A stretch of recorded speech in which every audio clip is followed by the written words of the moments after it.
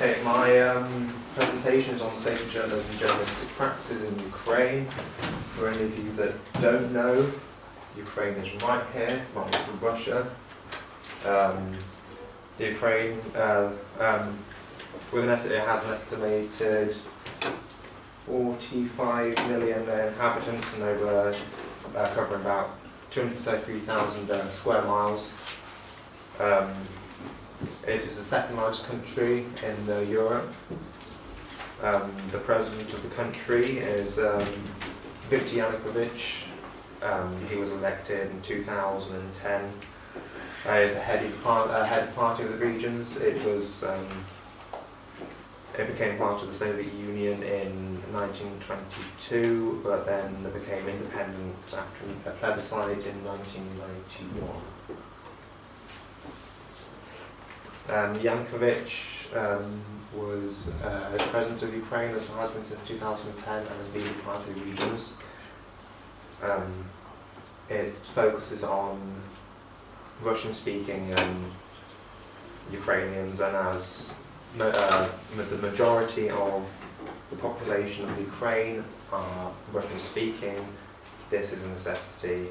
Other than this, like most other parties in Ukraine, it has no clearly defined ideology.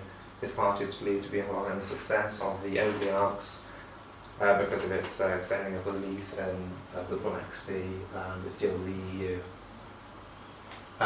The press freedom in the Ukraine, there is no direct action from governmental legislature to limit freedom. This is done through intimidation and violence, but other than that, it's supposed to be one of the most free countries, or one of the most free journalistic practices, but it's not.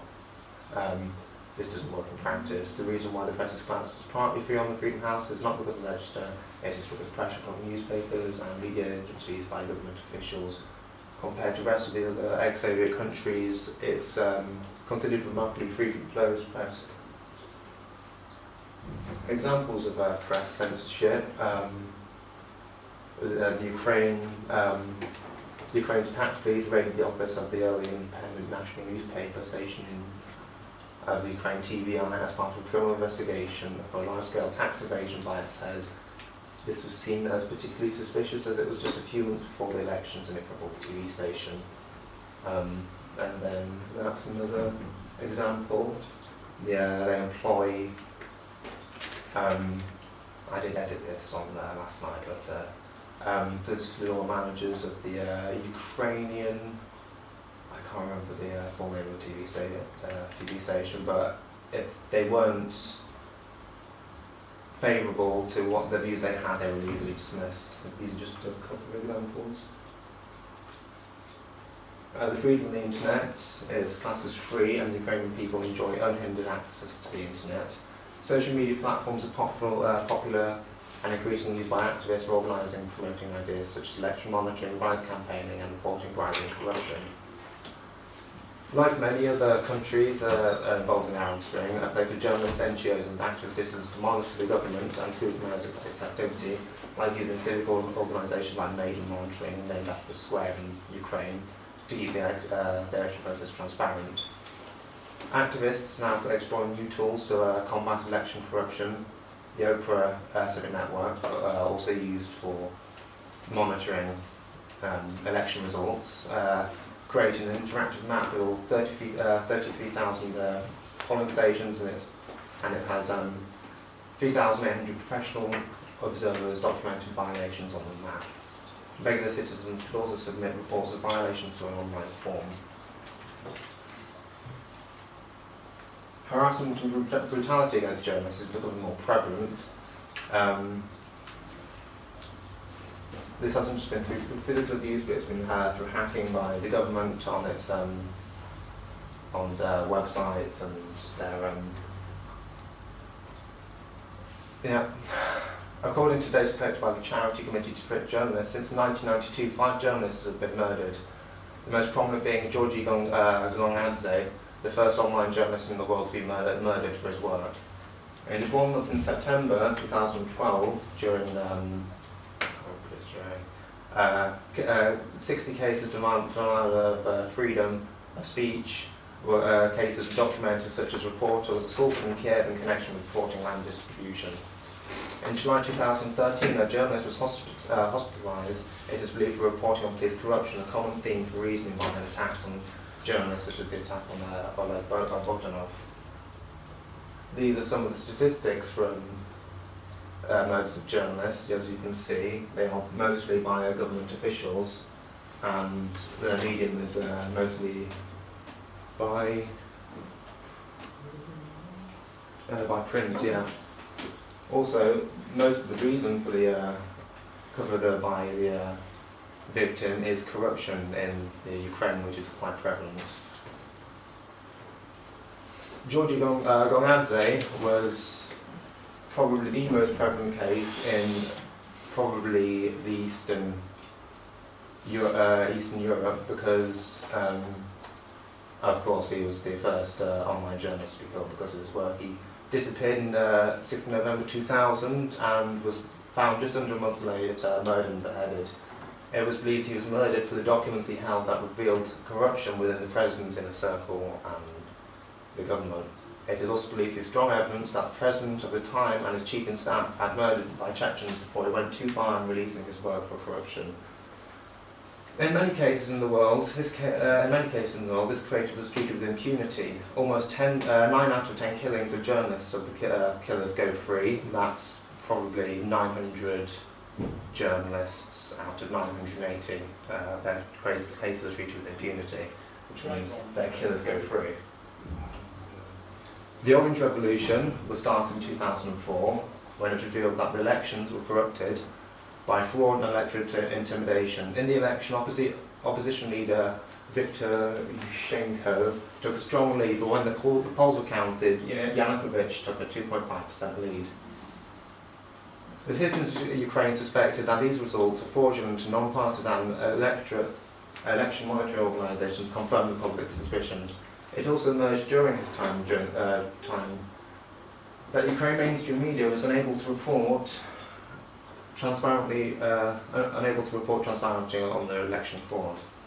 In November 2004, Ukraine only had 6 million internet users out of a population of 48 million. In spite of this lower internet penetration rate, the members of Pora and Maiden pro-democracy groups exchange ideas and information online to organise demonstrations, etc.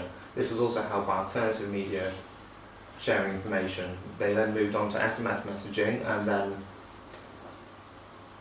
culminated a group of about 1,510 erected around the square and kept moving systematically to keep constant pressure on the square for 17 days. For 17 days of demonstrations. In the end, this resulted in new democratic elections that brought Yushchenko to power after his life-threatening illness from dioxin poisoning by the Ukraine, or suspected by the Ukrainian secret services. This is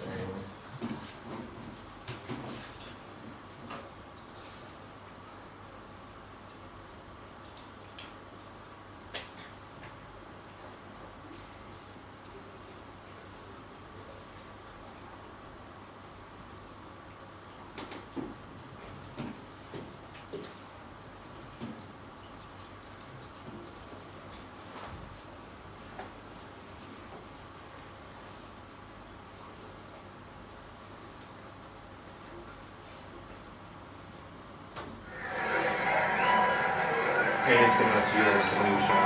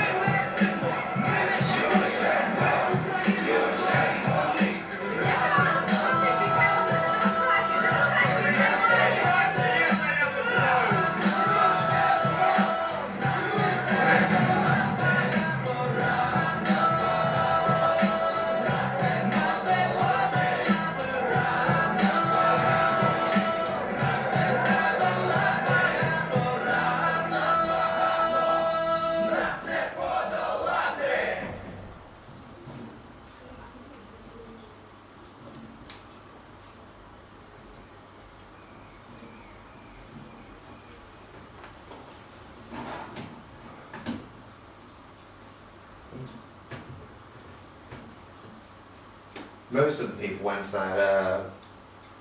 that demonstration for peaceful purposes, but one of the problems they had during that process was that people went there for violent reasons and they couldn't keep control of it. A summary of